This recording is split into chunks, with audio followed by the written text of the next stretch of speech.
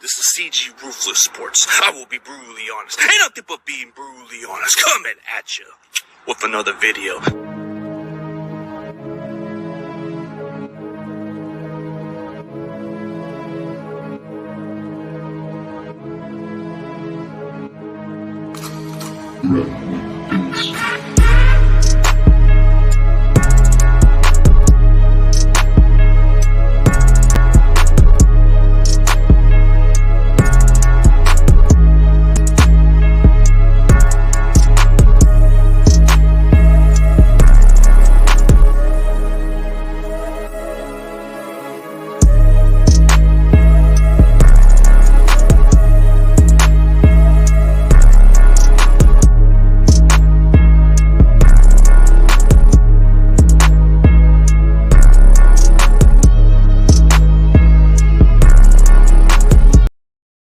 Ladies and gentlemen, please welcome nothing but Niners Mike. What's up, bro? What's going on, man? How you doing, CG? Hey, doing good, bro. Like, where can the audience find you on social media platform? Yeah, man. I like it, man. I'm ready to talk, man. You know, it's been a long time since I've been on, man. So, you know, I'm ready to sit back and chill. And here's the best part to me, right?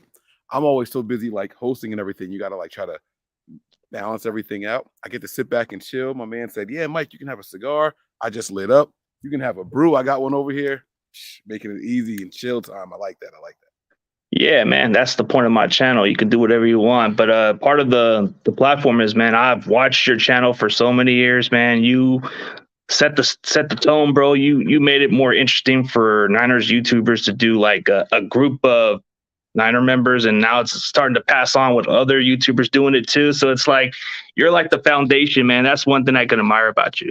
I like that, man. Thank you very much, man. You know, it's cool to, you know, hear people see the hearing you acknowledge, I should say, the grind. You know what I mean? So I like it. You know, you do see it more now, and you don't pay attention to it as you're doing it because you're just doing you. You know what I mean? But hearing someone else acknowledge it, I appreciate that. Thank you very much. Yeah, man. So like definitely, man, like watching you for years, man, I was just like watching nothing but Niners, but I always say, man, I like that dude with the dreaded, man. He's always got something good in the table. Like he's always got that personality. Then you go click, click, boom. Mm-hmm. Like, yeah, you'd be like kind of like a Verdon Davis with all that little crazy luck, bro. That's how you got to start the shows, man. Click, click, boom. You got to give somebody something to look forward to. You know, that's like that's it. Just a little splash right there. That's how you get it started. Yeah, for sure, man. But speaking of the Niners season, bro, like I know we've been having this off season with Jimmy still sticking around. Do you think it's a matter of time when he's going to be gone, or you think it's still going to be on the roster? Man, it depends on what you're talking about. Are you asking me about week one, or are you asking me about following the draft? Maybe following the draft. All right, following the draft, yes. I still think Jimmy is going to be on the roster. Yeah, I do. But by week one, I don't think so. So you think the keys are going to Trey Lance either way? Either way, this is Trey's team. Yeah, absolutely. The team has invested just too much in this guy to sit him another year. You know, you see guys like Patrick Mahomes, right? Or let's hit closer to home. You see guys like Colin Kaepernick, right? When you got a coach that's excited about their prospect, but they don't want to throw him into the fire too soon, they let him sit for a year. All right. Like I said, Mahomes, closer to home, you got Colin Kaepernick that you can look at. That's what good coaches do. They let their guys come in here and say, you know what? We're not going to throw you out there to the fire. Everyone talks about all these first-round quarterbacks that fail. The reason they're failing isn't because they're bad quarterbacks. Usually a team that's drafting that high is a terrible team. Patrick Mahomes was fortunate enough to go to a team that had Alex Smith as a starting quarterback and Andy Reid as the offensive coordinator. Colin Kaepernick was fortunate enough to go to a team that had Alex Smith as the quarterback. Oh, shit, common denominator. And you know what I'm saying? Jim Harbaugh and Greg Roman as the offensive coordinator. You know what I'm saying? So these guys get to sit back and chill and learn and watch and work out all those kinks. Everyone's saying, oh, these guys are only going to get better with playing time. That's not how it works. That's not how it works. They can get better on the side field and practicing and preparing for the NFL. They don't have to just go out there and get sacked and throw picks and things like that. They can actually learn on the sideline, and there's no better example than those two guys that I just told you. Yeah, like the way you look at it, Patrick Mahomes didn't have to start right away. He got to play one starting game and he got experience with it. But looking into Trey Lance's experience, yeah, he got to play 2 games as a starter and showed some flashes. His first game was a learning experience.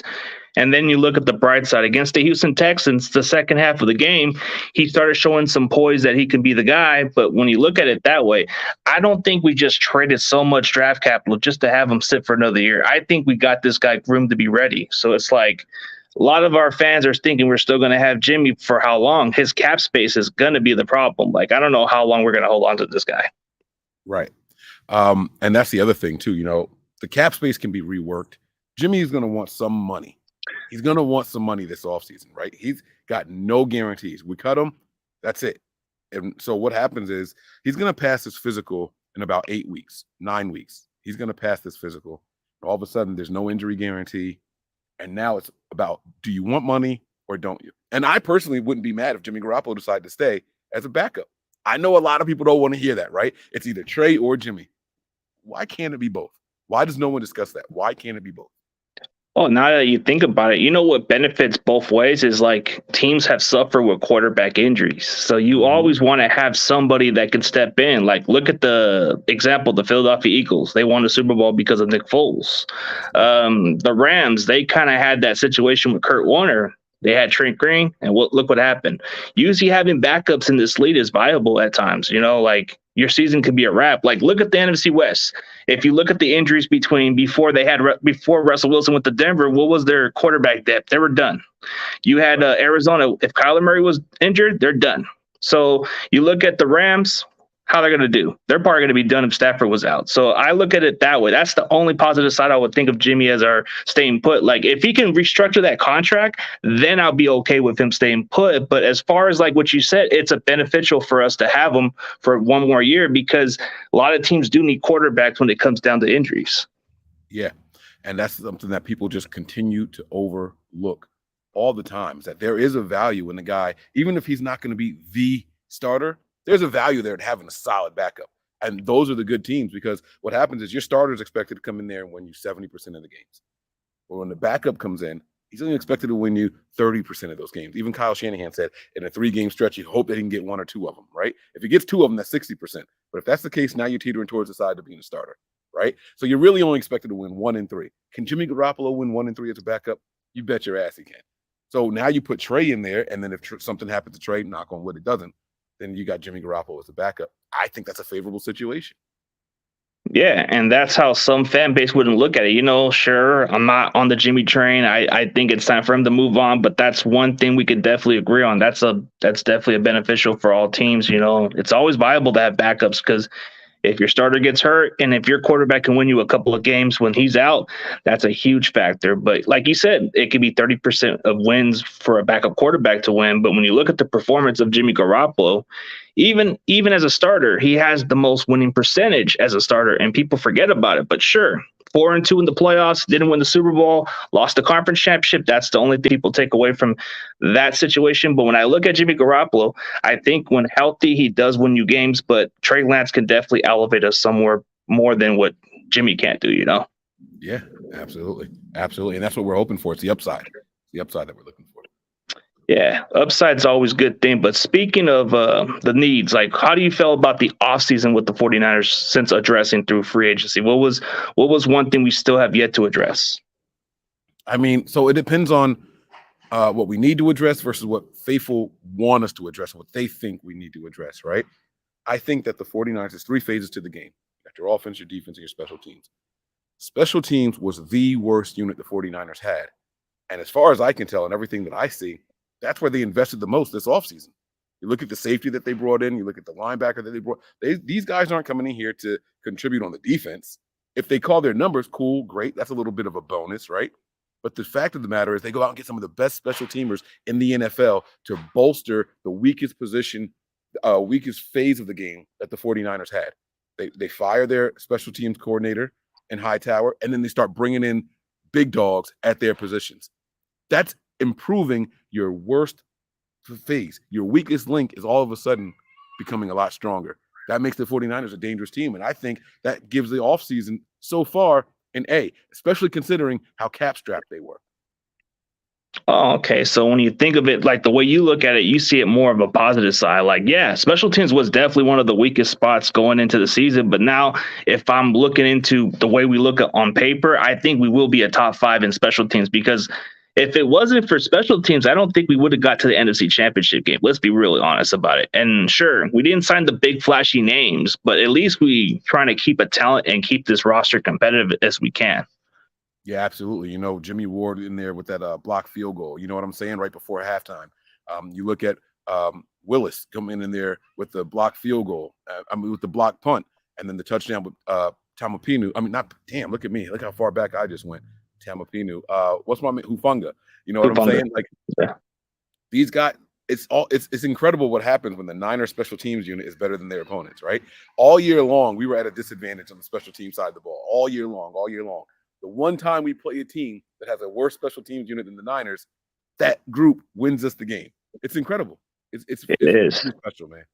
It was one of those games, and then you look at it that way. But then looking at the way we address free agency, yeah, this was one of our biggest weakness going into the season was cornerback position. And I felt like Travarius Ward, at one point I was kind of criticized about it. I'm like thinking, man, we could have got what's his name, JC Jackson. It was only $2 million difference. But then when I look at more of Travarius Ward's game, he's actually kind of given up the least percentage of pass yardage allowed, even though his ball hawk skills didn't show much of the stats, but when he plays in good coverage, he's aggressive. He can tackle well.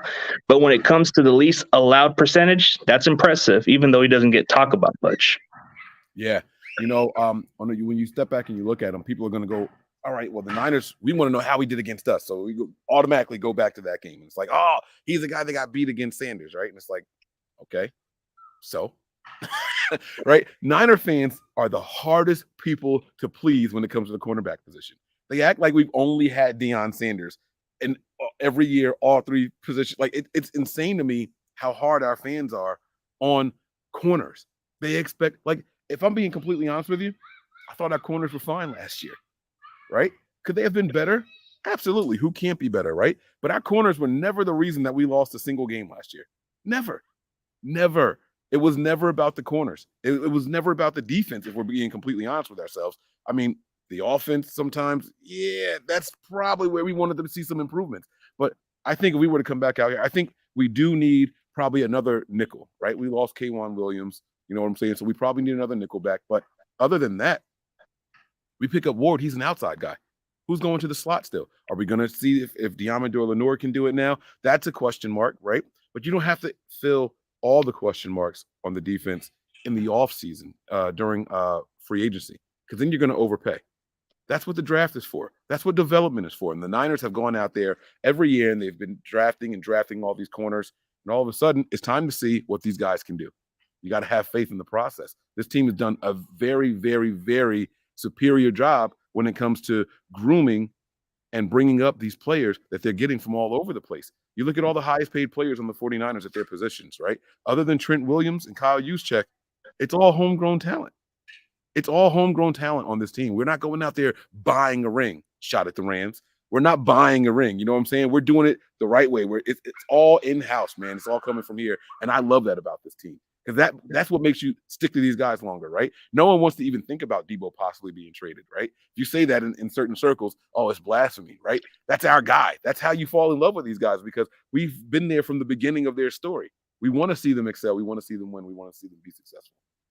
Yeah, I get your point. Yeah, building through the home talent through the draft. Usually the draft is more of a better way to build your talent, but then when you get some of these unproven commodities who get signed from free agency, you can make them into something else. Like I think, for example, like you don't have to be the top-notch player to play in our team. If you fit this system and you're going to excel, you're going to make a name. Like, look at Kerry Hyder. We got him back again. But was it a big loss to lose Arden Key? I thought Arden Key had upside, but he was a little too much. I think getting Kerry Hyder back on a cheaper deal was a win-win in my opinion.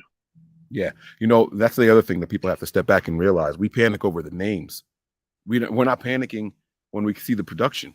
For whatever reason, this defensive line, I don't know what Chris Kosuric is giving those guys. It's something that you ever seen Space Jam? It was like the Michael's Magic Juice or whatever they wrote on the bottle, right? Chris Kosuric is giving something to those guys in that locker room And I'm not saying or suggesting substance, guys. So don't don't take that out of context. But they're buying in, though. That's the point. It was just water in the bottle in Space Jam, right? But it made everybody believe, oh shit, like we got some of what makes Michael good. We're about to go do this. Chris Kocurek does that with every defensive lineman on this team. We're out here going crazy for guys. We want to see more of Kevin Givens. We want to see more of these guys, right? They go out there. Arden Key was a cast-off. Maurice Hurst was a cast-off from these teams, right? And we come in here, we bring these guys in here. When they get on the field, we see production right away. You know what I'm saying? So there were 49er fans, myself included, saying, man, I remember when we signed DeMontre Moore, we were on the air. People were like, it's just a camp body. You know what I'm saying? Like, that's a camp body. Then all of a sudden we see him whooping ass in preseason. We're like, yo, bring this guy back. Like, this guy's got something, right? It's incredible what happens when you see that the coaching staff makes a difference also. It's not just about the names on the back of the jerseys all the time. It's system and it's coaching and how much you can teach these guys to do what you need them to do. And the 49ers are really, really good at that. So losing Key, yeah, we see it on paper, but let's see what happens afterwards. You know what I'm saying? Let's see what happens afterwards. There's always the draft, and you can always develop younger talent. So you can always look at guys, maybe late rounds, because we always tend to find better draft prospects in late rounds. Early rounds, I don't know, not so much. Yeah. The later rounds, I mean, there's this guy named Julian Taylor, cool kid, man. I really, really liked him. I wish he had, didn't get those injuries and everything. He looked like he was going to be a beast, man. Julian Taylor, good guy. I still follow him on Twitter because, I'm out here in PA, man. So Philly love, got to show it to him. But we go out there and we do try to find some of these guys later in the draft. And you can hit on some of these guys. DJ Jones was one of them. You know what I mean? He was a late round. Is that a mosquito? He was a late round draft pick. You know what I'm saying? And it's like, look at what that turned into. So we can do it all over the draft. Now people are saying, oh, well, how do you replace DJ Jones? How do you replace DJ Jones? We got to draft somebody. Well, guys, we just spent a first round pick on this big ass guy named Javon Kinlaw, right? He's going out there saying that he got everything cleaned up this offseason. He's ready to come out here and kick ass, right? Don't forget about these things. The Niners are drafting ahead of time, right? They don't want to rely on a rookie to come in and be the guy. No, you can be a guy underneath the guy. And then when the guy leaves, you become the guy, right? It's a stepping thing. That's what's happening here. We just got to be patient. As fans want to see everything, boom, instant and immediate, right? Everyone's calling Aaron Banks a bust already. You haven't even seen the guy touch the field as a professional yet. We've seen preseason. That doesn't count. It's called preseason for a reason. We're ready to write this guy off and say, oh, we need to get more guards. We need to get another tackle. We need to get another center. Why? Where? Who said that? Where is that coming from? Coming from Grant. It's the panic in the fan base and not believing in development. You know what I'm saying? You either believe the Niners can develop players or you don't. You can't have it both ways. Fred Warner, homegrown product, right? One of the best in the league at what he's doing right now. Jimmy Ward. I know not this regime's draft pick, but he's been here and not for nothing. He's one of the better safeties in the entire NFL. You couldn't have always said that about him. It's this system. It's what they're doing with him, right? And he's just tremendously talented. I do believe he can play nickel and wherever you want him to play, right? But you look all around this team, Elijah Mitchell, right? What round was this guy picked in? 5 or 6 or something like that, right? I mean, and we're sitting here saying that's Raheem Mostert's replacement. Do you see the tag and the pressure that we put on that kid from the moment we drafted him because of a hand time? That was the only reason we put that tag on him, right? Hand time. Everyone's like, oh, that's Mostert's replacement. And I'm like, hey, you guys got to chill out. I hear what you guys are saying about the 4 whatever speed, but I was like, when I watched the film, I didn't see that. And then here I go. I got to put my foot in my mouth because those guys are like, oh, we told you he was going to produce. I didn't say he wasn't going to produce. I'm just saying he's not as fast as Mostert. That's been my argument all along. And he's not, but he's still good. He's productive. Homegrown talent plus coaching and a good system will get you the results that you need. It's a team game, man. One player is not going to make or break this roster. As long as the coaching staff knows what they're doing and keeps going the way that they are, we're going to be okay. We're a good team. We're a good team.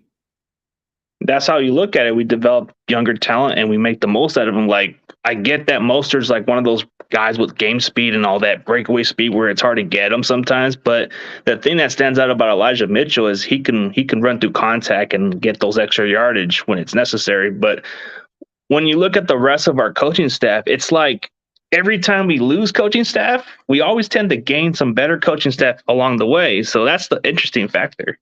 Yeah, you can't, I was going to say you can't pay for talent like Anthony Lynn, but we literally did just pay for it, right? But you know what I'm saying? That was a signing that excited me. The most underrated signing or acquisition to the 49ers all offseason. I know that people, that the day it happened, boom, it's all over the place. No one's talking about it anymore. That is an incredible signing for this team, and I can't wait to see how things change for this 49ers offense. I'm like dumb excited about that. Anthony Lynn is a huge signing, talking about the coaching staff. Yeah, the coach staff of Anthony Lynn, he does do good as he was a running back too before, but as a guy who runs offense, he was mostly a guy that would run the ball and mix up a little here and there. But I think he even said that he's a huge fan of Trey Lance, from what I was told. Yeah. Yeah. So and that's something that you got to be excited about, man. You know, you can't just sit here and be like, you know, oh, we lost this guy, we lost that guy. It happens all the time. Look how many people off of the Rams coaching staff that they lost, right? I think they lost something like 7 coaches and coordinators in the last 2 years. And they go out and win the Super Bowl. You know what I'm saying? If you have a good farming system, you bring these guys in as quality control coaches and let them work their way up through the ranks. That's what Robert Saleh, right? Started in Seattle, quality control, worked his way all the way up. Comes to San Francisco, he's a defensive coordinator. Boom, head coach. Same thing with Mike McDaniel. Like, they just follow Kyle Shanahan, and like, you're gonna get a coaching job. Just don't fail. You're gonna get a coaching job. That's all you need to do. You know what I'm saying? Kyle Shanahan diminished Mike McDaniel on the microphone so many times. Not intentional, right? But he was like, his role didn't really change. We just gave him the title.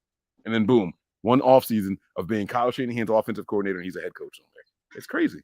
Yeah, he was mostly a run game coordinator before he got promoted a little more. I think it was the title. Like, he wasn't mostly responsible for so many play calls like Shanahan was, but he got the title. But it's impressive that he was able to get a head coaching job. But yeah, like you said, our coaching trees tend to like get better even if they're gone or not. Like DeMeco Ryans, for example, this guy was a former NFL player, and he's been around coaching trees under Shanahan before. I think he was working under like quality control with us, and he was a player. So he had some familiarity with him in Houston. So that's what it was. Right. Mm-hmm. And I love let me ask you this question. I know you're supposed to be asking me questions, but I got to ask you, man. Which defense was more exciting? Robert Saleh's defense or DeMeco Ryans' 1-year defensive coordinator? I think with DeMeco, you're going to get more of an aggressive style, and I like it, but I think in the second year, it's going to be better. I think you're going to get some more turnovers. You're going to get some more hits to the quarterback. Saleh, to me, was more, I don't know, he was more conservative a little bit, but not too aggressive, not as aggressive like the way DeMeco does it. I like DeMeco's approach, but it's just sometimes he's got to be more consistent at third downs. Yeah, I like DeMeco. We got to realize that this was his first time as being a defensive coordinator as well. So as the team is going to go through lumps and bumps, so will he, right? With the play calling and decision making and things like that. But it's cool to see how the defense was the reason. Like, you look at the 3 teams we played in the postseason, and you look at the points that we held all 3 of those teams to, and then look at what they averaged throughout the season. I'm not going to pull the numbers. I'm not a numbers guy. I'm not going to say the numbers, but DeMeco was doing his damn thing. And not for nothing, the offense was probably the biggest disappointment all postseason. The offense is, and Kyle Shanahan is supposed to be the OC genius, right? He's the play calling genius, right? And that was probably the most disappointing side of the ball. We talked about the 3 phases earlier. That's probably the most disappointing phase of the game. It was the offense, and because you expected more, you needed more. The defense was doing their job. You got to give us a little bit more now, Kyle, and they just couldn't quite get over the hump. It's Trey time now. Yeah, this offense was pretty much like an up and down season, but our defense had some growing pains under DeMeco, and this defense got better throughout the stretch. And then, like you said, special teams was another aspect. We were worse last year, so definitely addressing those needs was definitely going to upgrade. But when you look into the season, I mean, I feel like we do find ways, but we're conservative. We're not trying to spend too big on all talents. We want to keep our homegrown talents. Like you said, guys like Fred Warner and Kittle, those are homegrown talents. But for some players, if we're going to pay you, you got to prove it. So like any other player we tend to sign, we're going to say, nah, we're not going to pay you that big. You got to prove yourself first. Mm-hmm. Yeah, and there's different methods, right? I remember just 3 seasons ago, everybody laughing at the Rams, right? Because where are the first round draft picks? They're trading them away, and they're getting guys like, I'm not going to run down the names. You know the names. They're the biggest names in the NFL. They're trading away these first round picks. Oh, man, they're going to be in cap hell. They're going to be this. They're going to be that. They don't know how to draft. That's why they're doing this. Well, that's one way to do it. Then you have other teams who don't spend any money in the offseason. They don't trade anybody, and they only go through the draft, right? The 49ers are a really, really good blend of both methods. Okay. The 49ers are one of few teams that they have a draft from a couple years ago where they didn't make a single original pick. Not one of their picks was one of the ones that they started the draft with. Not one. Right? That's because John Lynch moves. He does the draft like it's freaking Madden. Right? And then when there's a guy that he likes, when there's a guy that's out there, he'll go all in on him and he'll try.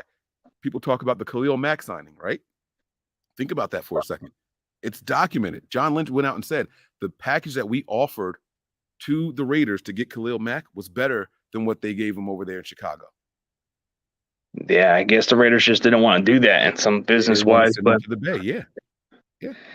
I mean, there's a lot of moves that people don't talk about behind the scenes. I think there was quite a few aggressive moves that we actually could have got, but I guess the offers were like depending on how you looked at it. But you said that we offered a lot better than Chicago, and I guess they just went with Chicago to avoid the Bay Area thing. But when you look at it that way, I know during last offseason, I think we were one of the teams that was interested in Stafford, but I don't know if it was like strong interest. I don't know. It was just like little interest at best, you know? I have my I had my opinion, and I got my own version of confirmation. Let me be careful with what I say. I don't want to step on anybody's toes. The interest was nowhere near as what people think it was. It wasn't. It was he's really available? All right, cool. Let me think about it. You don't have much time to think. Well, then I'm not going to be forced into a bad decision. I'm not going to be forced to make a decision faster than I'm ready to make that decision. So they stepped back. There was no offer. There was never an offer for Matt Stafford. Was there interest? Does this count as interest? If they're calling but nothing else, they're just inquiring. There you go. And that's where it goes right there. That's where it goes. But when you speak of all talent players, like you're talking about, we definitely need to address nickel. But I think this is where I think the Niners might plan into secondary. Like, do you think maybe they'll move Mosley to the nickel, or you think they'll just I think that would be the better idea. And then you get Thomas on the other outside. Then you get Ward over there. And that's the thing, right? It's that I sincerely don't know. And there's nothing wrong with not knowing. That's the other thing too, right? Yeah. People want to speak like definitive, like, no, they're going to do this, they're going to do that. And if they don't do what you're saying that they're going to do, now you're going to hate whatever move that they made all year long. You're going to have this like resentment, right? And I sincerely don't know. I keep hearing people say Mosley's going to go to the nickel, right? I keep hearing that. And I'm sitting here watching this guy play on the outside, and I'm like, why fuck that up? He's playing pretty damn good against some really good wide receivers. Why ruin that? Don't move him and then put another person over there. And then now you got I just don't know. I don't know how it's going to work. Everyone's going to assume Ward with the money that he just got, Charvarius Ward, with the money that he just got, is going to be an outside guy, right? Mm-hmm. I would assume that Mosley stays on the outside also. I mean, he's like the veteran in that room right now. You know what I'm like? I would assume that he stays there, but I don't know. Honestly, I have no idea. I mean, my brain says Lenore goes out there. So then what does that do for Ambry, right? Yeah. I don't know. Maybe they come up with some package where they put them all out there. You know what I'm saying? We're sitting here saying we need another safety. What if they don't plan on using another safety as much? I don't know. I honestly can't call it. But that's what's exciting about this, right? Like every game the 49ers have on this upcoming schedule, it's going to be exciting to watch the development of Lance, what they're doing in the secondary, who's going to be in, who's going to be out, how many injuries are we going to have? Because now all of a sudden, what we're talking about, the fact that we don't know implies already that there's decent depth on the team. And that's before the draft. You know what I'm saying? That's before we see a single preseason game with anybody else coming in, right? Everyone hates Dante Johnson. Can't stand him, right? Not me, because he's from Jersey. That's my guy. So I ride for anybody from Jersey. You know what I'm saying? So you get Dante Johnson on the team, and everyone's like, I can't believe it, man. This guy's so bad. He's so bad. Go back and watch at the end of the season when they had to call him in. Go back and watch. He wasn't as bad as people say he is. Now, is he Ambry Thomas? I think Ambry Thomas was going up and down, but I would say Ambry Thomas probably played a little bit better. Probably. Was he Emmanuel Mosley? I'd still give the edge to Emmanuel Mosley. But find another corner on the outside that played better than Dante Johnson, other than those two for the Niners last year.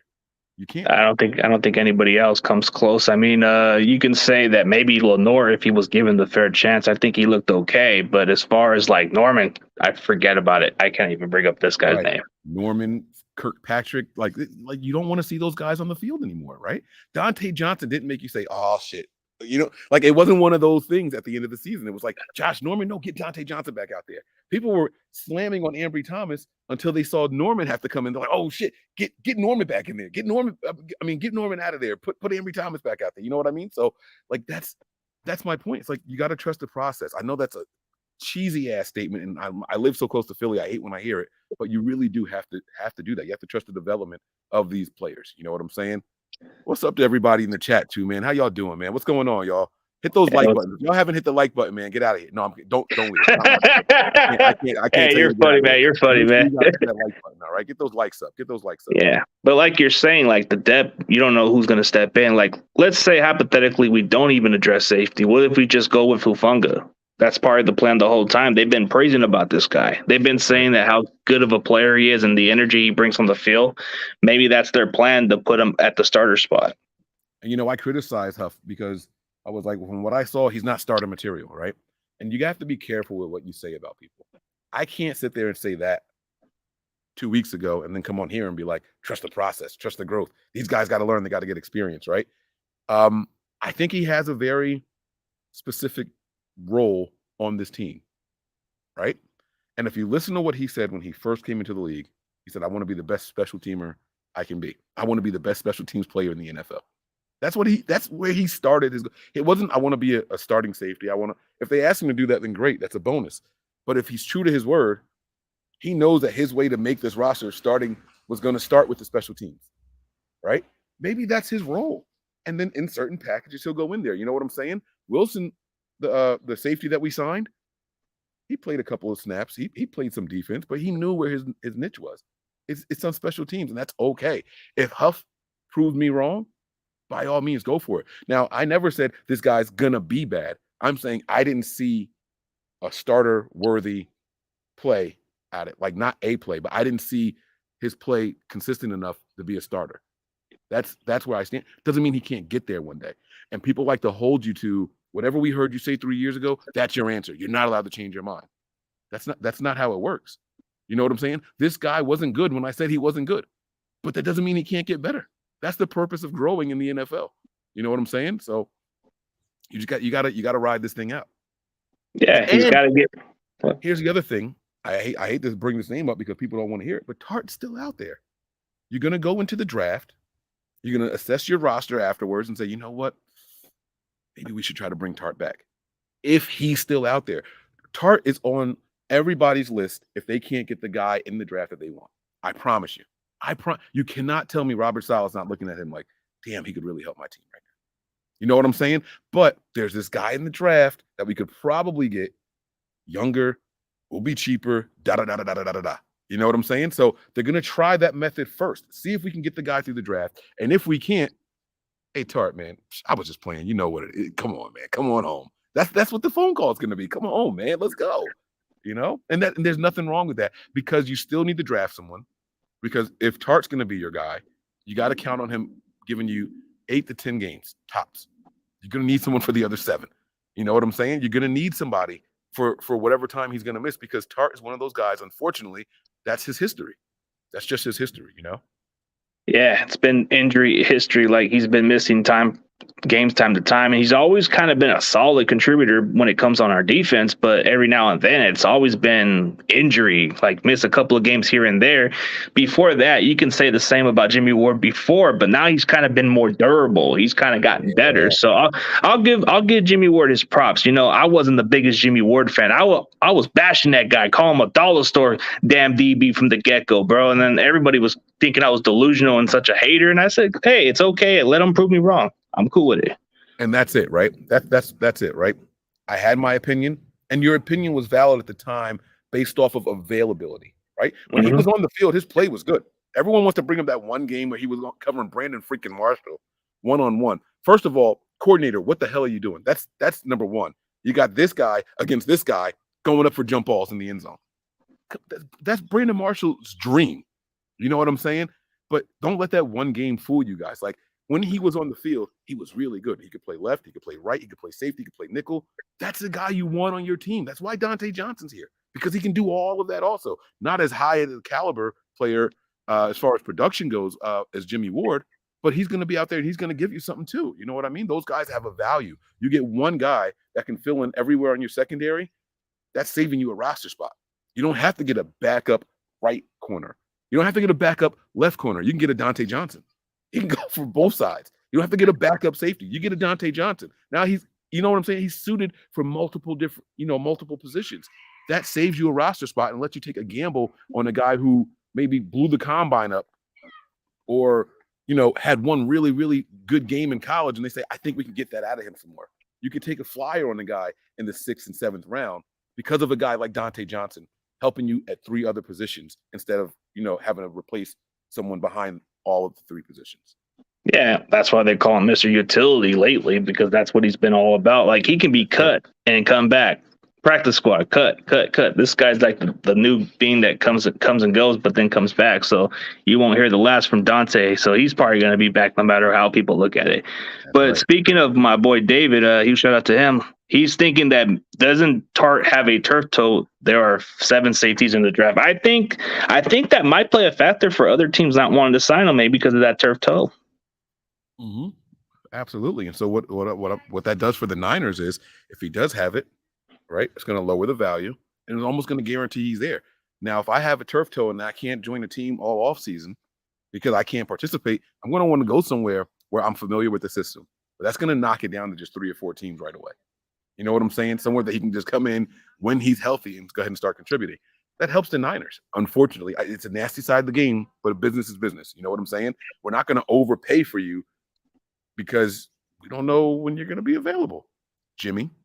You know what I'm saying? That's the same thing for Jimmy Garoppolo right now, right? That's why teams are hesitant right now. It's like, when are we going to get you? We want to get you, but we got to teach you a whole new system, right? You can study in the book and everything. You can sit on the sidelines. You can do all that. But what's going to happen when we need you? When is that going to be? When are you going to be ready? The good thing about Jimmy Garoppolo is that he will be ready before the season starts.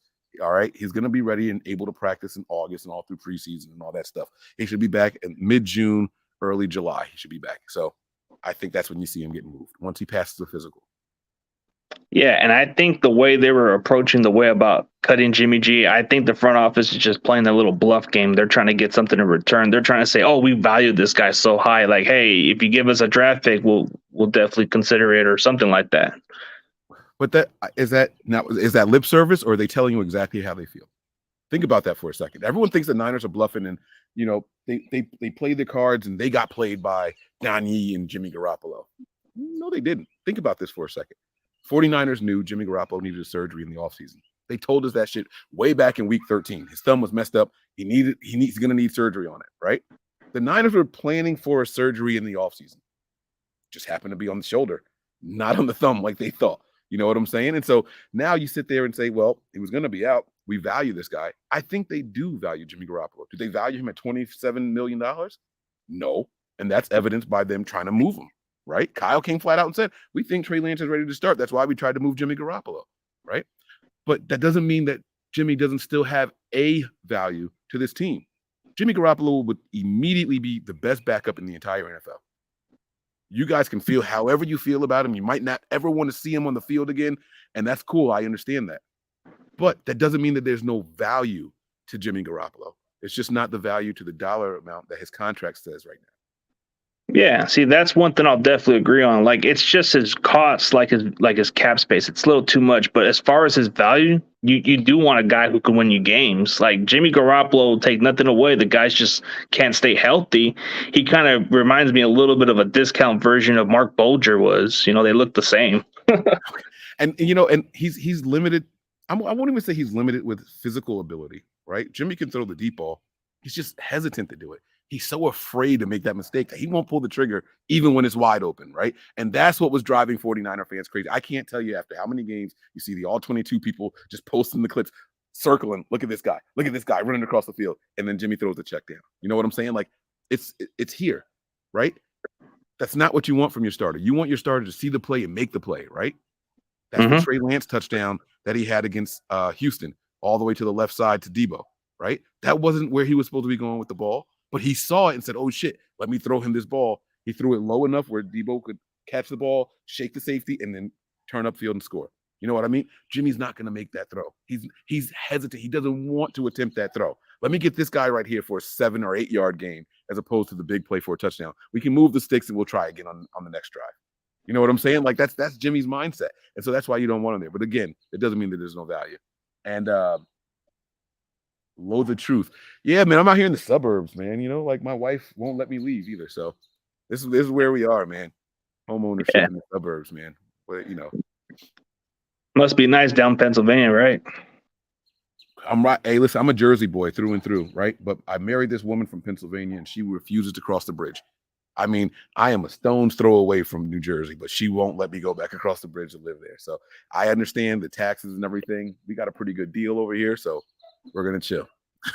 That's cool, man. Like, yeah, you know, but looking at the outlook of it, man, I just think that the NFC West, like for whatever reason, yeah, the Rams may have won the damn Super Bowl, but are we going to be competitive in the long haul? I think we could, because I think the Rams are at some point where you just take so many talents and you keep buying. At some point, it's going to come to at a point where you're going to have to need to develop more talent with less cap space at some point for them.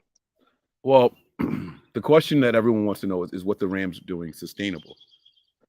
Yeah. It's sustainable as long as they keep winning, right? You take the same exact Rams roster and you give them 7 wins last year as opposed to what they get, 12, 13, something like that, right? Yeah. You give them 7 wins instead, and everyone says, see, we told you this was going to blow up. We told you it wasn't sustainable. But it's not about the talent on the team. The talent on the team is there. They acquire talent. The Rams are really, really good at that. And if that's what the goal is in the NFL, you can't knock their method of doing it. And until they are one of the Saints were the team that was like 70 million over the cap or some shit like that, right? Not the Rams. It was the Saints. And who do the Saints have to show for that? Honestly, can you tell me like the 3 top paid players on the Saints? Because I can't. I have no idea who it was. Why the hell was their cap like that, right? So there is a little bit of method to the Rams madness over there. They're doing something where they're not like the Saints. So I think maybe it is sustainable. It's just different strokes for different folks. Some people say, oh, well, they don't draft well. That's not even the truth either. Like they do pretty well in the draft. They just don't do it in the first or second round because they don't have those picks. You know what I'm saying? They still do all right in the draft. Some teams just have different methods. Like they rather just go with proven veterans instead of going for somebody who's kind of like, you know, unproven, because when you draft these prospects, they can just be 50-50, you know, like if you're going to draft this guy, are you expecting them to produce like off the bat? No, you don't even know what to expect. Right. And Kyle Shanahan's one of those guys. People don't want to admit it, right? But when's the last time you've seen Kyle Shanahan draft an offensive lineman and him start day one, other than Mike McGlinchey? Right. And that the only reason they did that is because they traded away Trent Brown. You know what I'm saying? Like Trent Brown was here ready and was going to be a decent starter. Right. But they say, oh, we want to get more athletic. We want to get somebody better in the run block. Right. Trent Brown was a wall when it came to pass pro. You couldn't get past this guy because he was just too damn big. But in the run game, we wanted something a little bit more aggressive. That's what they wanted. Right. Other than that, I cannot recall a single offensive lineman the 49ers have drafted and started since this regime has been here. I can't think of one. I can't think of one. Yeah, I can't even think of one any other way. Like, you know, the only one we drafted like pretty high is just Aaron Banks. That's about it. Like, if you look at the rest of the guys, yeah, we haven't really drafted high on offensive line. So it's like, is that our approach but the thing about this front office, they are kind of changing a little bit of the offensive lineman a little bit. They're trying to be more like, because Aaron Banks isn't your typical run blocker. He's like a phone booth type blocker, if I'm mistaken. Yeah, they say that he's, you know, the tight quarters and everything. He's a physical guy. You know, he wants to get in there and be a bully, you know. And people are saying, oh, man, he reminds me of Joshua Garnett. And Joshua Garnett was a guy I had the highest of high hopes for. You know what I'm saying? And it never came to fruition. But I think if we step back and take the emotions out of it, right, I think the Niners knew that they weren't going to be able to afford Lincoln Tomlinson after what they gave to the guy right next to him in Trent Williams, right? So it's like, all right, Lincoln is deserving of a good contract, right? We came here, resurrected his career. I mean, and he did a phenomenal job. Only missed plays when he couldn't get his damn shoes on or something. You know what I'm saying? Like, this guy was out there all the time. Steady Eddie, right? Just Mr. Consistency.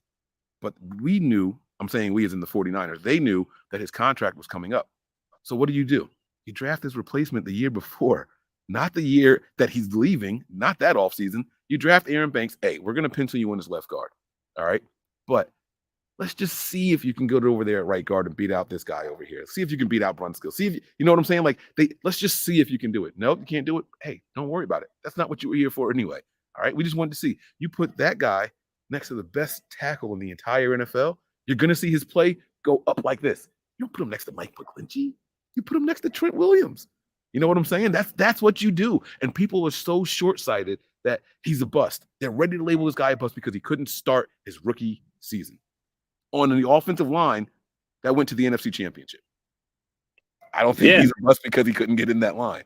You know what I'm saying? I'm not ready to write him off yet. They invested a lot in this guy, and I think we're going to see it pay off. Well, only 5 snaps. Like, he's only played 5 snaps when it was necessary. Like, he was mostly inactive, so it's kind of hard to give him a grade. But as far as like looking at the board of the way we drafted him, I just thought it was a little bit of a reach. You know, we could have got him 3rd or 4th round, but they like this guy so much that they really rate this guy very, very high. So I'm hoping he works out. You know, I'm not saying that he's terrible or anything like that, but I want to see if he can get better in his second year. That's all I'm hoping for. Mm-hmm. And that's a dangerous game that, you know, I'm not saying that you shouldn't do it, right? But I'm always afraid of that game, right? Like, it's like, oh, we could have got him later, but how do you know? How do you know for sure we could have got him later? All it takes is one team to like him, right? They did the same thing with my guy, Jalen Hurd. There was no one more excited about the drafting of Jalen Hurd. Former running back, turn wide receiver, so tall, 6'4", 6'5". I mean, and this guy was physical as funk. Right? I couldn't wait to see this guy come in here and play some football for the 49ers. In this system, I'm like, man, that's George Kittle 2.0 right there. You guys like George, wait till you see what I'm like hype. I'm ready. Never came to fruition. It just didn't happen. Some people felt that he was overdrafted in Jalen Hurd. You know, he's a 3rd round pick. They picked him right after Debo, if I'm not mistaken. Right? The next pick after Debo was him. They went back-to-back wide receivers, if I'm not mistaken. But yeah, they did. It never panned out. Right? It never panned out. But you don't know that the injuries are going to set him back like that and so on and so forth. You know, he can never get back into the game. He couldn't get it up here. You know, it was like, I don't know if he lost his drive or what, you know, but it is what it is. Yeah, it is. I mean, yeah, we have yet to see what Jalen Hurts was capable of. You know, I gave him like a benefit of the doubt for maybe a year or two, and then it's just like, man, I don't know. Like, this guy just hasn't proven it after the injury. So it's like, I like what I see out of Juwan Jennings. This guy does get physical after the catch, a great blocker. Like, if we've seen that playoff game, I think that was one of his best highlight plays, is leveling Trayvon Diggs, even though he got flagged. I mean, he got a fine later, but still, that was probably one of the best highlights I've seen by Juwan Jennings. Yeah, and you know, a sign of a good blocker is when the corner starts swinging at you. And it happened twice for that kid. It happened twice when they start swinging on him, you know, and he's standing there smiling. Now, I will tell you, it takes a special or psychotic person to get hit in the face without your helmet on and stand there and smile. That's dangerous. That is a dangerous mofo. You don't want to mess with somebody like that. So I like Juwan Jennings. I love the physicality that he presents, you know, and that's how you end up being known as a bully team. Right? It's not about the running backs. The running backs are expected to be physical, right? It's definitely not about the quarterback. You don't want to see the quarterback mixing it up with anybody. But if your receivers, the divas on the offense are the receivers, right? If your receivers are going out there and they're playing physical, that's gonna permeate through the entire offense. When they see the divas going out there and getting dirty in the trenches, that's gonna fire people up. All right, let's go. Next play, big play, like every single time. Every single time. Next play is a big play because the whole offense is fired up. You get a little bit of adrenaline boost. You know what I'm saying? And so that's when your team is known as a bully. If your offense can impose their will on teams and you can't do anything to stop them, that's when you know you're a bully. And the Niners are building that again. They're bringing that back. We were bullies last time we made it to the Super Bowl. You know what I'm saying? We had that game against the Packers, right? What was it? 6 of 8 Jimmy Garoppolo completion, right? But we didn't have to throw the ball because we were so damn physical in the trenches, and the blocking was superb by all the receivers out there. Kendrick Bourne. I mean, people were frustrated. They were pissed off. They knew we were going to run the ball, and there was nothing they could do about it. Absolutely nothing. That's when you know you got a physical team. We're building that again. I truly believe we're building that again. Yeah, there's a physical brand. The way we're opposing the wheels, like the way we're building our receivers, they're built to block, and then our tight ends are built to block good. Mhm. And the fact that we call them the yak bros, like when they catch the ball, you're not Yeah. going to tackle them just easy. They're going to run right past you like a running back. So that's what I like about this team. We are a physical type team. We're a yak bro. Our defense is coming to hit you in the mouth too. In our running Mhm. game, it doesn't matter who we got at running back. We plug them in and they step in like starters right off the bat.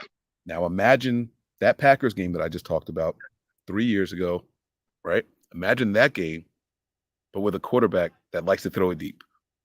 How do you defend that? You can't. You It's can't. hard. It's hard to You game can't. plan. You can't. And that's why this season is so exciting. When you're looking forward to what's coming, right? When you're looking forward to what's coming, you talked about, right? Raheem Mostert's got that game-breaking, angle-defying speed, right? You don't have that, but we got a guy now who's going to break some tackles, right? So you're still going to get 7-8 yards a pop when the offense is flowing, and then they start stacking the box just a little bit. Boop, hit him up top. And now you got a guy who's willing and wants to hit him up top now. It changes the entire dynamic. Defense is going to be playing on their heels or their toes. Which way do we go? Which way do we go? You can't hesitate. You hesitate in the NFL, that's 6 yards of separation, just like that. You can't hesitate in the NFL. And that's what we're building. We're building a team that's going to force defenses to hesitate just a little bit. That's why we use so much motion. You know what I mean? Get them off their toes a little bit. The Niners are going to be dangerous, man. People are going to sleep on us, and that's okay. I understand. We got a new quarterback coming in here. We don't know what to expect. I know what I expect, and it's going to be really fun to watch.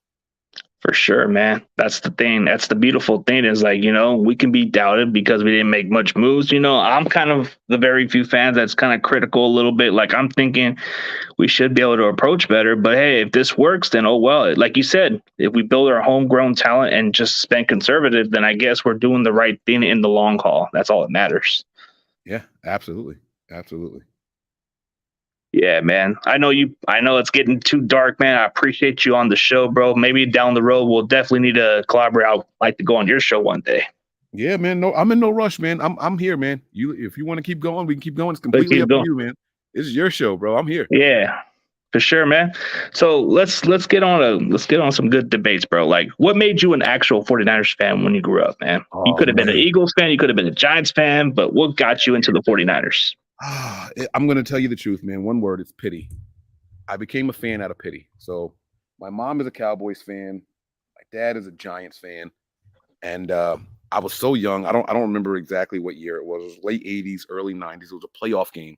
Everyone's watching the game, and it was either my mom's favorite team, my dad's favorite team. We're watching this game.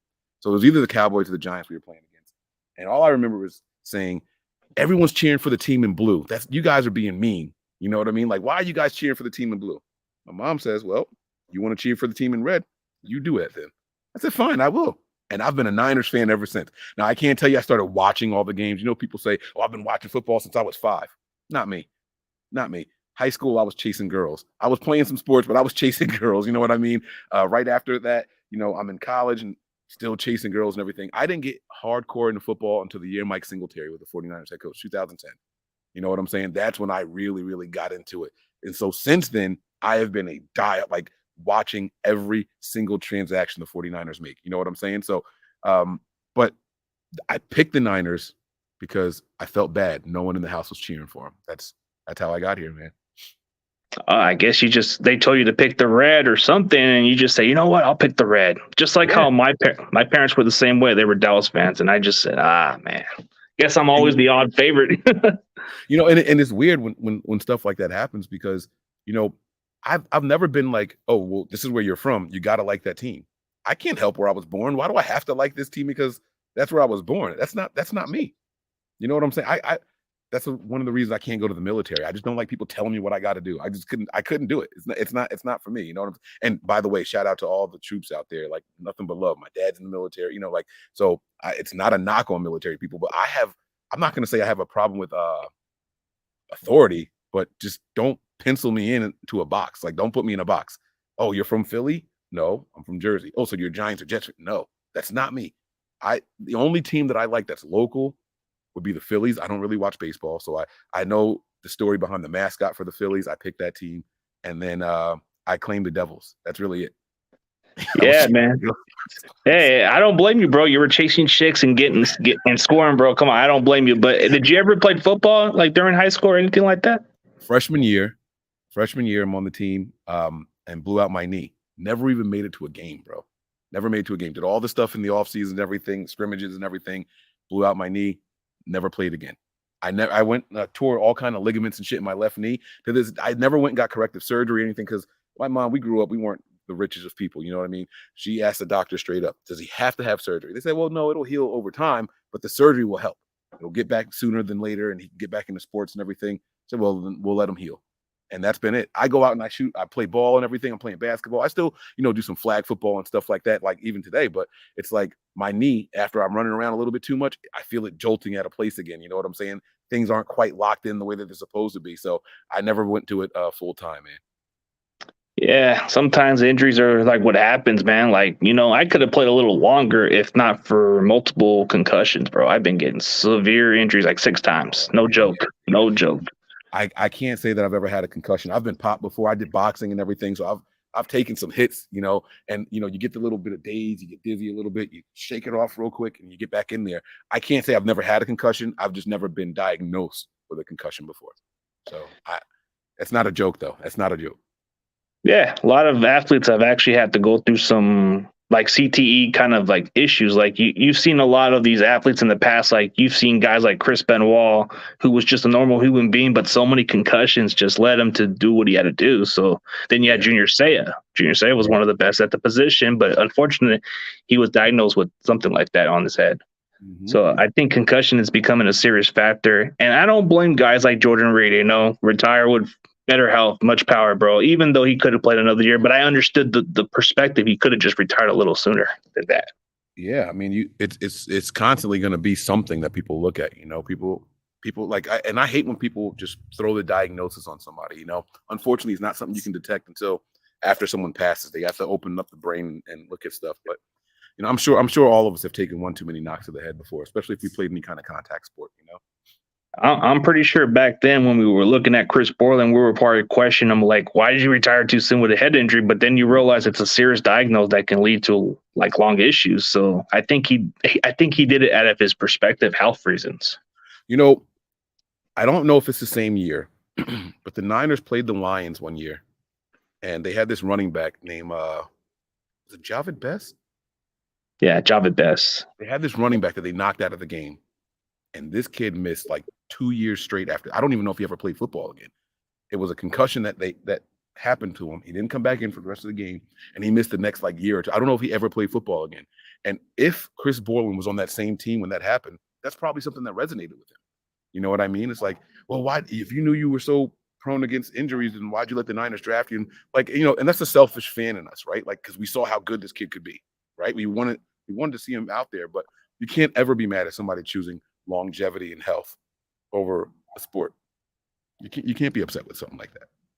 Yeah, you got to look out for your own health being, and that's how people look at it. But like, that's just part of what happens in playing this sport. It can be a lot of injuries. It can be a define whether you want to be more concerned about your health or you just want to risk it all. That's just a lot of athletes do it in these days. I mean, like back in the days when you were playing football, sometimes these torn ACLs were considered career ending before.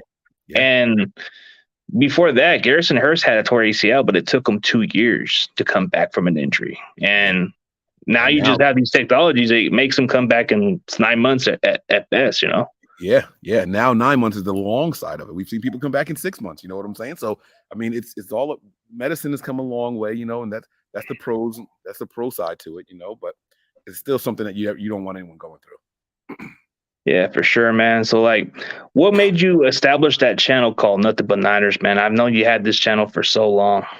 Yeah, so I was doing podcasts and writing for this site called 49ers Gab. I was tweeting for them at first. They asked me to help build up their excuse me. They asked me to help build up the following and everything over there. And that was 2011. It was right after Harbaugh was hired. Okay. Camp Alex days. And I'm out there, I'm tweeting. We went from 500 followers to 5,000 followers, right? I mean, I was just doing it. My tweets were being featured on there were certain pages like, not Barstool. Damn, what was it? I can't remember what it was, but like my tweets were being featured as like 49ers news and like it was stuff that I was writing. So then the guy hits me up and like, hey, you got to start being careful about what you say and what you do because like higher ups are watching now. You know, it's not just us over here. I said, all right, cool. So then I said, hey, can I start a podcast and use your name? Because it's not mine. I didn't own 49ers Gab. He said, yeah, go ahead. You do that. Start a podcast and everything. And the podcast start taking off, right? And this is 2012. All right. Podcast is taking off. And I started the podcast over there because not video, it was just audio. I started it because there was like 3 or 4 49ers podcasts out there, but I felt like they weren't like everyone's trying to be like nice, like cookie cutter type, like just being safe with it, analytics and everything, and then like light opinions sprinkled in. I'm like, no, you guys got more to say than that. And if they don't, I'm going to be the one to say it. So I start the podcast and the podcast starts taking off, right? And I'm getting guests on and everything. Then I finally figured out how I could get players onto the show. So I called the guy, I said, hey, can I get players on? You told me I can get people who work for the Niners. I did that already. Writers, I Taylor Price on. I had, what's the guy's name before Taylor Price? Oh, he had the ears. I can't remember what his name, but I had him on the show. And then Joe Fan and everything, right? Like I was going through people who work for the 49ers organization, right? Other podcasters, other beat writers and everything coming on the show, right? Throwing numbers their way and back and forth. And so I finally figured out how I can get players on legally, not like backdoor channels, like begging through DMs or anything like that. Like I had a way to do it legally, right? The guy says, nah, because I don't want to get sued. He said, if I get sued, this is me. I don't want that to happen. I said, all right, you know what, Matt? Fine, no problem. I won't do it. So I just kept doing my podcast. So then Nick hits me up one day, and Nick's my partner over here at Nothing But Niners. He hits me up and says, Mike, I want to start a podcast. Can you help me out? I said, yeah, I'll give you some pointers, whatever. He's like, no. I want to do a podcast with you. And I was like, I'm already doing a podcast. I'm good. He's like, no, but I want you to leave what you're doing and come do one with me. I'm like, nah. And Nick would not take no for an answer. He started Nothing But Niners. We came up with the name together. He started Nothing But Niners. And he's like, all right, Mike, I'm ready to do my first show. You're going to come on? And I was like, as a guest? Or he was like, no, I want you. I'm like, nah, I'm good. Like I kept telling him no over and over. No, I don't want to do it. Long story short, he was like, come on, Mike, you can do this. I was like, you know what? Fine. And that's how it started. Nick just wouldn't take no for it. He just kept coming back. Mike, come on. We can do this. I don't know how long it was. It felt like it was 2 years. It was probably only a year and a half. And we did our first show. Our official first show was just like a little teaser. And then we did live draft for John Lynch and Kyle Shanahan's first draft. So what was that, 2017? That was when we did our first show. So, and that's how it all started. We've been here ever since, man. That's what makes it outstanding. I guess for Nick's approach, he took no for an answer and he was aggressive. So maybe I kind of do have a little bit of that little approach like he does, because I don't take no for an answer for everybody else, but everybody's kind of been taking my approach the wrong way. Mm-hmm. No, it's that don't quit mentality. You know what I mean? If you're passionate about something, I don't care if it's pooper scooping, right? You pursue it, because there's people who now I'm one of them. I pay to have my yard pooper scooped by a professional. You know what I'm saying? Like I have a 12-year-old son. You know how like that hurt my pride to like I got to pay somebody and I got an able son in the house, go clean up the dog shit, right? But it's like it doesn't matter what you're passionate about. There's money in it. There's an outlet for it now. Like you just got to steady Eddie and do it for passion, because I promise you, it's not always fun. It's hard to come up with original content so long. Like after a while, you're going to be like, man, why am I still doing this? And I started noticing people dropping out back then. And I'm like, that's not me. I love talking Niners. I can do it all day long in my sleep if I have to. So there's no need for me to ever stop doing this. And that's where we are now, man. Yeah, like it's not as easy to get the players, but when you go on Twitter, if you get lucky with the response, they tend to get interested. So, my first guest was Mike Rump. So Mike Rump was one of my very first guests, even though Eric Crocker was a practice squad player, but I had him on my show too. Yeah. Yeah. And then that's how it starts. You know what I mean? We've had guys on from George Kittle, Trent Williams. I mean, we've had Emmanuel Mosley on. Like there's a whole bunch of players that we've had on from the 49ers. You know what I'm saying? But it's like, I felt like I didn't want to be the guy that people are only watching for features. So it was cool to like build up the numbers in the beginning, you know what I'm saying? But then it's like, I want people watching for what we have to say, not for who we have on and what they're going to say. And that's a bonus. So we stopped pursuing players like altogether. I don't even know the last time we tried to get a player on the show. You know what I mean? It's just like, I don't know, man. It's like, I just didn't want to be like just penciled in as just that. You know what I mean? It's cool for bonus stuff, but you have to find your niche because you can't always depend on that. You know what I'm saying? You can't run your podcast and be dependent on someone else's participation. That's dangerous. It's very, very, it's you need it when you're starting because, like, you know, I posted this in our room. Hopefully you get a couple of our followers to come in here and follow you, right? You know what I'm saying? Like, that's cool and all, but you're going to need people to come in here and support you for you, not for who you have on. That's the main goal right there. Yeah, it is. Like, you know, that's how I'm starting off. You know, I'm starting to get some guesses because, you know, my channel is based by Niners, but I do some NFC West content also because I work with the podcast crew with the AC Sports Fan, Steezy A. Smith and Ram Showcase. So we do it every other week. So it's kind of becoming a thing for me. So maybe that's my niche, but I do like Niners. But I see a lot of people enjoy my guesses. So, you know, like getting guys like Julian Peterson was an amazing accomplishment. Like, who would say getting a 5-time Pro Bowler on your show is a nice accomplishment, but then getting to meet BY and put him on a video, that's kind of nice. Yeah, hell yeah, man. BY is my favorite player all time, by the way. All time. I'm still waiting. He told me he was going to sign this picture. I got this picture from Hades or Odysseus on Twitter. He did this like big, you know, big poster for me, man, and I was lucky enough to win it. And I was like, oh, I got to get this signed by BY. And he's like, all right, I'll do it. He saw the tweet. I was like, oh shit. And then I haven't heard from him anymore. You know what I'm saying? So I just kind of fell back. I'm not the person to keep pressuring them over and over. I don't have that nick in me. You know what I'm saying? I don't have that in me. You know what I mean? So he said he would do it. I reached out to him, and then I didn't hear back from him, so I just let it go. But he's still my favorite player all time, man. I love Bryant Young, man. That is absolutely my favorite player. Yeah, it is an honor. Like, I even got a picture, and he was nice enough to just give a few minutes of his time, and then he just went his own way. But he was a very classy guy, and meeting him for that time being, I still have that video just walking right towards him during that Levi game. And I don't know, speaking of going to the games, how many 49er games have you been to, or have you been mostly away games? I went to I usually go to away games because I'm on the East Coast, right? But I've been to a couple. I went to a couple of Packers games at home. We went to a Cowboys game at home. I think I've only been to three home games. But anytime they're here on the East Coast, Philly, New York, I got arrested in the Giant Stadium. They actually have a drunk tank there. Like they lock you up and throw you in this room down there, man. I've been to the Panthers. I've been to Detroit. Trying to think what other games. I mean, anywhere on the East Coast, man. If I can get there, I'm there.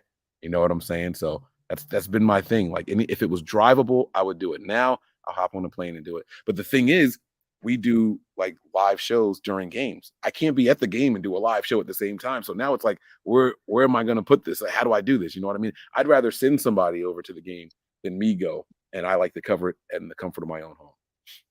Yeah, man, I guess it's better than just going to any game. I mean, as long as it's your team playing over there, that's all that matters. But I'll tell you what, if you go to Levi Stadium, I'm telling you, it's one of the best experiences. You'll be able to be around the tailgates. You'll go around a good atmosphere. You get a lot of the good vibes with the faithful. We get our own tailgate out there. I think it's one of the best. But if you've never been to Candlestick Park, it's something that you probably miss out on, man. It's a great vibe too. I had tickets to go. It's a funny story. I have a daughter who was born in 2013. Last year of Candlestick, and the Niners played the Panthers at home.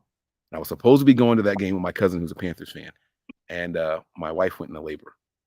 So needless to say, my only shot to go to Candlestick, I didn't go because I was there for the birth of my daughter. I don't regret it.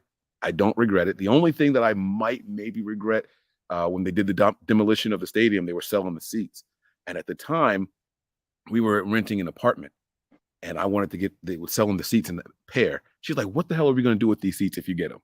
And I'm like, I don't know. We'll sit them on the balcony or something. She's like, no, you can't do it. You can't. So that's the one regret that I have, not having the foresight to like get it and put it in like a storage unit or something. You know what I mean? Or take it to my grandmother's house for a little bit, because otherwise I'd be sitting here doing the show in those chairs. Like I would have them in my front yard. You know what I'm saying? Like I just wanted a piece of it. You know what I'm saying? But I didn't get a chance to do that. Man, that's something I would definitely like to have, is one of those, man. That'd be kind of tight collection just to have the seats of Candlestick Park. I mean, it's still around like the old Kezar Stadium, so I've seen some of those collections. So yeah, dude, like it's crazy like how sometimes we miss out on opportunities, man. But I got a chance to go at least to a lot of different games. You know, my first game was actually Candlestick Park in 2008. Against the Washington Redskins before it became the Commanders now. But I'll tell you what, the atmosphere was pretty fun. Like the weather was different. But when you go to Levi's, it's a little heat different, man. Like it may seem cool for the weather wise, but it's just not the same vibe. But you like the atmosphere. It's fun. Like Yeah, and see, that's I don't have the ability to compare it because I never made it to Candlestick. But I went to the team gave me I think my favorite game that I've ever attended was the Packers game the week of my birthday. It was 2000. It was the year we went to the Super Bowl. 2019. 2019, we went over there. The team was gracious enough to get me, my wife, my son tickets, and they gave us like field passes and everything. They gave it to me for my birthday. And it was really cool, man. My wife's first time on a plane. You know what I'm saying? Like my son's first time on a plane. We get to go out there and it was a really, really good experience. And it felt like a playoff atmosphere. People were standing the entire game. I mean, that's what happens when your team is kicking ass the way that we were back then. You know what I'm saying? So it was a lot of fun, man. It was a lot of fun. yeah, it sure is. If you get a chance to go out there and get on the field, man, it's like it's better to go in the sidelines too. But I've seen a lot of my friends get a chance to do that. So it's like, especially when you go down Levi's, it's a good atmosphere in some ways. But I've never been to most away games, if I had to be honest. Like I plan on trying to go to Vegas, but I don't know if that's gonna happen. I have to have the money, to go out That's there. And then the that's in the SoFi's, I cards, want to man. go down there too. Yeah. I want to go to SoFi. I wanted to go so bad this year, but I didn't. And this year, I have planned Vegas because I want to see their stadium. I have to get to that stadium, right? I want to go to Vegas, and people are trying to get me to go to Denver. That's one I'm considering, and then the Panthers. Those are the away games I want to go to this year. But like I said, we got to man the ship. You know what I mean? Like we have a commitment to our people. I got to get it all set up somehow. So maybe I can like set it up in the room or something and like do it that way. But I want to get there, man. I have to get there. So do you have any plans to go on the draft with John Chapman? Because I heard he's getting a bunch of content creators out there, man. Yeah, he hit me up, and unfortunately, I'm not going to be able to do it, man. I wasn't comfortable when he presented it, like traveling and everything. Still, I work in the medical field, so I got to be careful with exposure and all that stuff. You know what I mean? I deal with a lot of sick elderly people for my line of work, and so I have to be careful of like group exposure. You know what I mean? And so I declined it. He did offer it, man. But if you guys have a chance to go out there, you guys really, really should. It looks like it's going to be fun. He's got Elijah Mitchell and Fred Warner confirmed already as guests that are going to be out there, and he's working on more. John Chapman puts in a lot of work, so if you guys can get there, man, you definitely should do that. Yeah, I admired John Chapman for years. Like I liked him and you guys, of course, but like John Chapman just puts on the great film breakdowns. That's what made me more into YouTube at that point. But I started off my channel in 2019, but then it got like, I started, like, I'll be honest, when I first started off my channel, it was mostly as a trash talker at one point. Because I was part of this other community where they get a little out of line and all that shit. And I guess I kind of just stepped it over to another level. And I guess I was just too good for that community. So I felt like, man, I could do better. So I took my time and just 2020, I stepped away from that community and just left and just took it into the Niners community. And then I guess the AZ Sports fan wanted a Niners fan for whatever reason, but I guess your boy Nick decided to do something else. I think he was a part of the NFC West roundtable stuff or whatever they had over Yeah, there. we were over there for is it still fan to fan network? Is that they still call it that? I think they call it the NFC West network now. They just changed it up. Like it used to be NFC West thing, where I think AZ Sports fan told me they had Niner Nick there at one point. Oh, okay, yeah. We were there when they were first getting everything off the ground, but for reasons I won't say on air, we decided like to step away. So I mean, but I didn't know it was just the NFC West now, so that it's not the whole network anymore. It's more about the NFC West content. Like I think Oh, okay. you guys were starting off with different names, but I think they started to evolve more, and I just wanted to build my niche off of something else. And I had no purpose because I see a lot of Niners content creator. They just get a lot of this, and I'm like, man, I got to be a little different. I got to elevate a little bit. So I got Yeah, to work myself there. I absolutely, man. Keep going, keep grinding, baby. That's how you do it. So like, is there like any word of advice for any content creators who decide to do a YouTube channel? What's the best advice for them to do like Niners content in perspective, or any team in general? Yeah, no, man. Regardless of what it is, I said it earlier. I'm going to say it again. Passion, because it's not always going to be fun. If passion is what's going to keep you motivated, you're not doing it for anybody watching. You're doing it for yourself. That's where it starts. People get in and say, "Oh man, I think I can make some money doing this stuff," and the money ain't all that either. I'll be honest with you. You know what I mean? You put more time in it, don't you dare sit down and figure out how much you're making an hour because you're going to say, fuck this. I'm not doing it anymore. You know what I'm saying? It's not about that or anything. It's got to be passion. That is the number one piece of advice that I have. And other than that, you have to, you guys can't hear me? No, I think he was just saying it, but I could hear you. Oh, okay. All right. Other than passion, I think the other thing is going to be consistency. Come up with a schedule and try to stick to it. People like to plan around what you're doing. You know what I'm saying? So you have to have consistency. They know, oh man, this show is going to start at 9:30 on Tuesday. I'm going to be there. People set reminders. That's why the notifications and all that stuff are set. And then, you got to be consistent and passion. Those are the biggest things for anything that you're trying to pursue in life. Anything. Don't take no for an answer. You said you've got that already, right? So you're already ahead of the curve. I'm a little bit more laid back. I refuse to keep asking over and over and over, but that's why Nick is around, because Nick is really, really good at that. You know what I'm saying? Like I'm not that guy. I don't, I'll ask. I don't have too much pride to ask, but I'm not going to beg. You know what I'm saying? I'm not going to ask over and over. That's what kind of makes me more different than some content creators out there. Like you said, like I guess Nick does have that niche like I do, but like I don't know how I was able to get all a bunch of guesses, but it's like that's just the way I pull off. I just take no for an answer. Like I don't care what top of the YouTuber you are, but I'm gonna get who I want. I want to catch that shark, and I'm not gonna take no for an answer. Like especially guys like John Chapman, I've taken time to know him, and he was a guy I caught in. But then there's other YouTubers. I got that, what's his name? The Sports Fairy guy.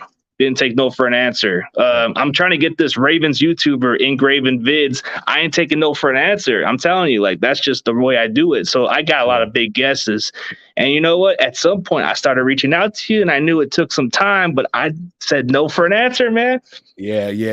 Absolutely, man. You found me. Yo, bro, you found me on Instagram. I don't even, not even on Nothing But Niners Instagram. I think it was my personal Instagram. It was where you contacted me first, right? Yeah, because they told me to contact, or if I needed to get somebody like content, they say, hey, man, get Mike in. We like this guy. And I'm like, I'm going to check him out. And I've seen you before. And then I started remembering watching Nothing But Niners. And I'm like, oh, yeah, that's the dude I always liked, the guy with the dreads. Yeah, see, like, and that's the thing on my personal IG, right? I don't even like do a lot of 49er stuff over there.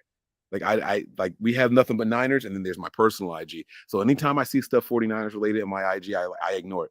If it's not on the Nothing But Niners one, I don't get involved with it. So that's probably why you were like, oh man, like he's not responding to me. He's not responding to me. I don't usually do a lot of stuff on there for 49ers. So that's where it goes. If people are looking for me, they got to get at me on my Twitter page. That's where I do it. That's where you guys are more likely to find me and get a faster response from me too on Twitter. Yeah, glad I did that. And then, what's even interesting, I was able to interview a draft prospect from the University of Texas San Antonio, Spencer Buford. Mm-hmm. Yeah. And that's the thing. These guys, right, this is the time of year where you want to reach out to those guys. Just hit them up. You know what I mean? They'll say, oh, go talk to this person. And if they clear it for me, then I'll do it, right? Those guys want exposure because they want to be liked when they get into the league. And in football in particular, these guys play with their helmets on. So if they're not a superstar, most people don't even know what they look like. They want to get their faces out there, right? So you got to look at it as, this is going to sound arrogant as shit, but you have to look at it as you're doing them a favor by giving them exposure, right? People are only going to know your number and the name on the back of the jersey. They have no idea what you look like. I'm giving you FaceTime. I'm giving you exposure so people will recognize you. You got to look at it that way, right? You're bringing something to them, not the other way around. You know what I'm saying? So you got to keep that in mind while you're doing this stuff, man. Yeah, it is. Like, that's the way I look at it. Like, when I look at the way I'm doing content, some people look at it as arrogant and cocky. But when I said this, like, if you don't feel like you're the best content creator, then why are you here? You got to have confidence. You got to feel like you're the best, and you got to show it. You got to be aggressive. Something that the 49ers don't do is they don't get aggressive in the offseason, but I'm going to get aggressive in the offseason. So I'm going to pull off big guesses. And like John Chapman says, I get the A-list guess like it's nothing, bro. I just have that motto, bro. I don't take no for an answer. I'm like Chris Benoit. I'm going to put you in a submission hold, bro. Make sure you tap out. Yeah, I like it, man. Keep it up, man. Keep it up. That's what I'm talking about. Yeah, for sure, bro. But I know, man, like it's going pretty good, bro. I enjoy conversation, bro. Like we're definitely catching on a good vibe. Maybe in the near future, we'll definitely need to get on your stream, bro. I like watching your stream every other day, bro. Just every now and then, I just watch Chapman or you guys. It's hard for me to keep up, and when I watch you go on live, bro, I just click the notification right off the bat, and I see you just do your thing, bro. Yeah, yeah. It's a lot of fun, man. Work has been picking up a lot lately. We've losing some drivers over here and everything. So I'm having to fill in for people and my hours are crazy. Even today, right? We had to push it back an hour and I appreciate that. But it was like, I think I should be done by 6. I'm supposed to get off at 4:30. You know what I'm saying? I was running late. I was like, hey, my man, I don't think it's gonna work at 6 o'clock. You're like, hey, no problem, we'll bump it to 7. And that's what's hard about it. And even with my own channel, I have these things lined up where Tuesdays, Thursdays, and I try to do something on the weekend. I got the Patreon content and everything. You know what I mean? Like we're out there and we're doing it, but it's hard to do it consistently when I'm working right now in particular, like this time of year with the lack of drivers. I mean, my company that I'm in right now, there were 30 drivers. I think we're down to like 5. So you can just imagine how the workload is just tripled and quadrupled. And, so it's crazy. It's getting rough out here, but again, you got to stay passionate and you gotta want to do it. You know what I mean? You can't, I'm not going to come home at 9:30 and be like, all right, I'm jumping on right now. I got 4 kids. You know what I mean? I got to go over homework. I still got to be daddy. And then I got a wife. You know what I mean? She's sitting here DVR and all these shows and everything. I got to catch up too. So it's hard to balance all of it. But if you don't have that passion, it's easy to tap out. It's easy to be like, yo, I'm done. Just keep going, man. You got to keep going. Yeah, for sure. So we're definitely gonna end it on a high note, bro. I know you definitely are enjoying a good time, bro. But hey, we got to catch on your show at some point. But I'm gonna give you the flow, bro. I'm gonna let you speak out and give the audience a thank you or any other way you want to say it, bro. Any way you want to say it. Absolutely, man. Thanks everybody for joining. I had a lot of fun over here. Make sure you guys subscribe, like, hit the thumbs up. You know what I'm saying? And then this is the other thing I want to say to everybody that's out there. Be patient when it comes to the 49ers, right? If you guys are out here and you're just a Niners fan, you have to be patient. You're not going to win the Super Bowl week 1. You're not going to win the Super Bowl in the preseason. You're not going to win the Super Bowl after the free agency. You're not going to win the Super Bowl after the draft. It's a long season. Stop speaking so definitively and look for room to improve. As long as you see improvement in the team, that means we're doing something right. We're heading in the right direction. All right. The more film that's out there, the better teams are supposed to be able to defend you, right? Whether it's on offense or defense, doesn't matter which way it is. So you got to be patient because as the 49ers get better, teams are going to adjust and they're going to try to counter what we're doing well. All right. Especially with a young guy like Trey Lance. Okay. He played a handful of games in college and he played 10 quarters as a pro. Don't write him off so quick. Don't do that to Aaron Banks. Give these guys an opportunity. Be patient and stay faithful. That's all I got for you guys. Yeah, bro, that's a good preach, bro. I like what you do, man. We definitely need to get on another schedule down the road. I know you probably got your own focus, but I like to go on your show. Maybe we'll work on near future schedules, bro. I enjoy the most conversation with you, bro. You're like the most entertaining one I like the most, bro. Yeah, it's mock draft season, so maybe we'll get you on to do a mock draft, man. I'll let you be the GM, and all I'll do is click. You know what I'm saying? Let's see what you got. Boom! That's right, boom. You know what it is. That's right, man. That's it. I'll just sit here and click, and you bring the boom. You know what I'm saying? So I'm here for it, bro. That's what we do. All right, bro. As always, CG Ruthless Sports and Niner Mike is out, and you already know, go Niners.